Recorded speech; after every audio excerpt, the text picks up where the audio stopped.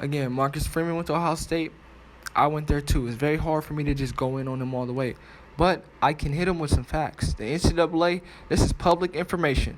The NCAA has the academic progress, rates and academic progress reports of all the universities. It plays a big role, and also they have academic whatever conference, so academic All Big Ten, academic All America, different things based on that, how they're doing in the classroom, because that's also important too. The Notre Dame is independent in terms of football, but they play the vast majority of their other sports in the ACC. So Notre Dame, the University of Notre Dame, is their information is ranked with the ACC, and obviously Ohio State being a Big Ten institution, their information is ranked within the Big Ten. But it's the same scoring scale, so we can match up Ohio State what they score and Notre Dame scores. So Ohio State, out of 1,000, they're third. They're ranked third. They score 985. There's no surprise that Northwestern is number one, the best academic progress rate in the Big Ten at 985. Notre Dame. Let's get to Notre Dame. Their academic progress rate there is 15. They use 15 universities in college, because you have to remember Boston College is in the ACC in terms of the academic progress rate. And Notre Dame has a score of 970 out of 1,000. And they are ranked 10th in the ACC. Ohio State's ranked 3rd in the Big Ten. Now, some will say, well, people would believe that Ohio State is a lot easier school to get into. And a lot of people that go to Notre Dame and Notre Dame fans say that Notre Dame is a lot harder, and they require a lot more rigorous academic requirements to get into the university. So they're trying to imply that Notre Dame recruits hot and more intelligent, classroom students than Ohio State. If that is the case, why is their academic progress rate lower than Ohio State's?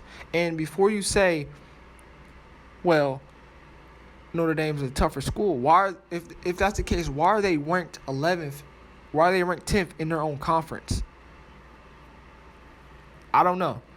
And to get back to him talking about or trying to imply that OSU players don't go to class, number one, what I will say, at my time at Ohio State, who the football players, not just football players, I had class with multiple student athletes that played various sports. Ohio State has a huge student athlete base, so there's a high likelihood that you're going to have class, especially with gen ed classes, that you're going to have class with athletes.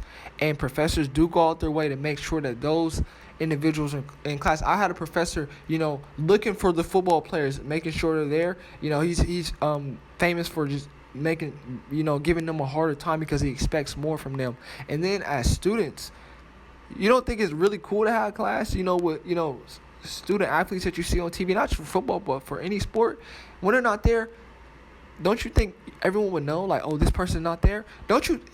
Have you ever had class, when they lose, when your team loses a game, you think they're not going to show up for class? They got to take it.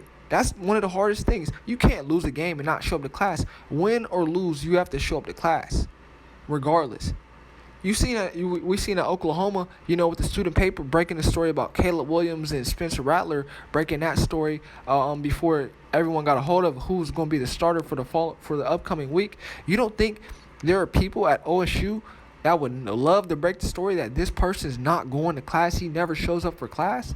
Not just Ohio State, but any university. You think that's going to fly? Are you serious? You think Nick Saban's allowing his players not to go to class? Are you kidding me? Nick Saban, he doesn't play that. Coach Day doesn't play that. Urban Meyer for sure does not play that. Obviously, all these coaches and fans, players, you want to win, but you want to have you want those guys in class. I can't speak for every university, but I can speak for a fact that Ryan Day has, and the players that I've had class with, they went to class, they participated, and the professors were there checking to make sure that they are there. And you can talk to I can't speak for everyone else at the other universities, but I can tell you at Ohio State, the ones that I've had class with, they went to class, professors checked for them. So Marcus Freeman, I don't know how they do it at Notre Dame, but your university is offering all online courses. And I think that you would probably want I don't know. No, I can't speak for if they're going to class or not, but they are the university that has academic misconduct sanctions, wins vacated. Not my university, the Ohio State University. Ryan Day is going to open up a can of worms on Notre Dame. I'm telling you, Coach Day is already fired up. This is just adding more fuel to the fire. And man, have you seen what we did at Michigan State? Just wait till we get to Notre Dame.